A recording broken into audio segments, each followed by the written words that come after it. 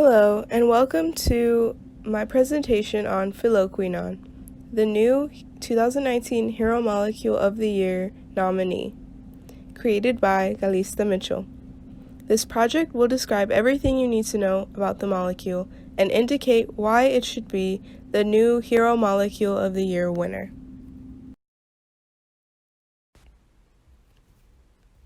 To start off, Phylloquinone, also known as vitamin K1, has a molecular formula of C31H46O2. Its visible solid and liquid forms appear to have a clear yellow to amber color, or yellow viscous oil and crystals, and appears to be odorless. Phylloquinone's melting point is -20 degrees Celsius, and its boiling point is 142.5 degrees Celsius. It is insoluble in water, but sparingly in methanol, ethanol, and other fat solvent solutions like vegetable oil. These images show a polarized light micrograph of vitamin K crystals under the microscope.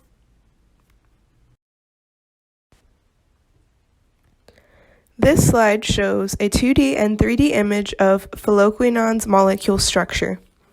The molecule shape contains a functional naphthoquinone ring and an aliphatic side chain. It has a phentyl side chain attached to the homolog, and no reflection symmetry is shown. Phylloquinone's chemical characteristics are as followed. It is stable in the air and moisture, but decomposes rapidly in sunlight, and is stable in its quinone form.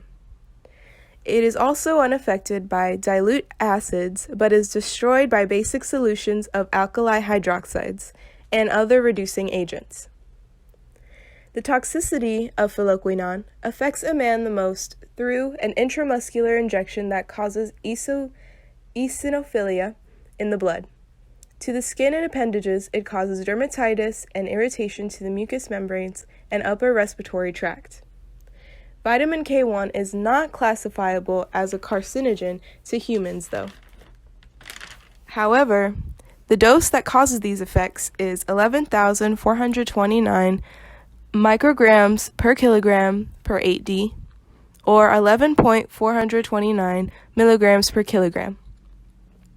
The oral LD50 for a mouse is 25 gm per kilogram. Phylloquinone may cause long-lasting harmful effects on wildlife, so it is smart to avoid the release of this molecule in the environment.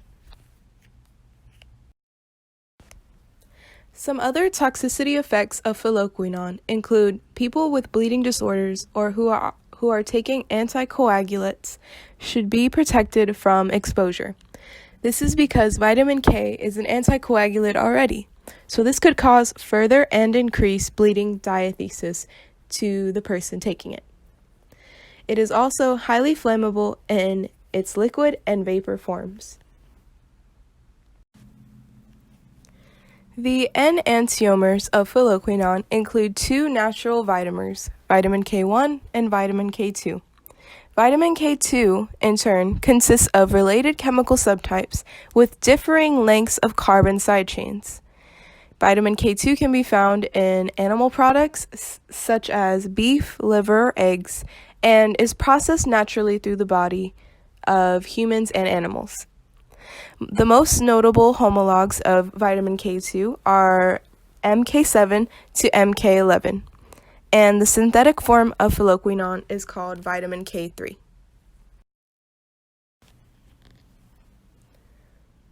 Phylloquinone has various benefits to human usage.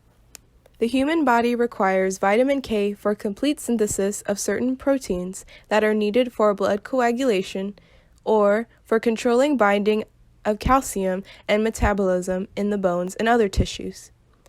It can also be used for blood thinning medication if too much coagulation is found, and the form of vitamin K1 can lower blood sugar levels. The drawbacks of phylloquinone human usage can be lethal. Too much phylloquinone can be harmful if you are receiving dialysis treatments due to kidney disease. Phylloquinone is not effective for treating clotting problems caused by severe liver disease. In fact, high doses of phylloquinone can make clotting problems even worse. Severe vitamin K deficiency can cause bruising and bleeding problems because the blood will take longer to clot. Ironically, phylloquinone is a member of the class of phylloquinones that consists of 1,4-naphthquinone having methyl and phytyl groups at positions 2 and 3 respectively. These images show the different forms of phylloquinones. Phylloquinone is widely distributed in higher plants and in some blue-green algae species. It is present in many foods, especially leafy green vegetables, and in some vegetable oils. Romaine lettuce, kale, and spinach are prevalent food options containing this molecule, but it occurs in far smaller quantities in other plant tissues like roots and fruits. Iceberg lettuce, however, contains relatively little phylloquinone due to it not being a dark green vegetable. The pharmaceutical version of vitamin K can be found in all types of drugstores or vitamin and supplemental centers. Menaquinones, or vitamin K2, are predominantly of the bacterial origin and are present in modest amounts in various animal-based and fermented foods. Foods like fish, liver, meat, eggs, and cereals all contain a small amount of phylloquinone.